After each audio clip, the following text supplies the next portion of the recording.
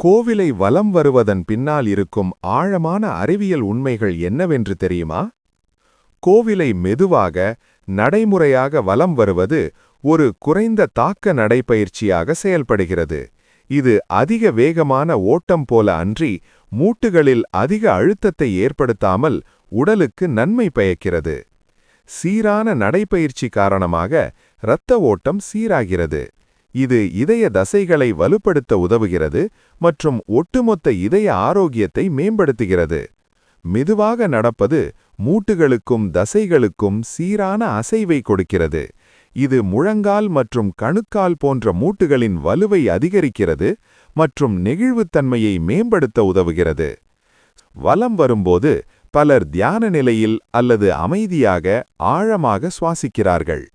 ஆழமான சுவாசம் நுரையீரலில் அதிக ஆக்சிஜனை நிரப்ப உதவுகிறது.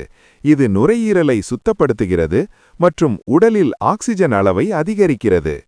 உங்கள் கருத்துக்களை மற்றும் நீங்கள் அறிந்த வேறு ரகசியங்களை கமெண்டில் தெரிவியுங்கள்.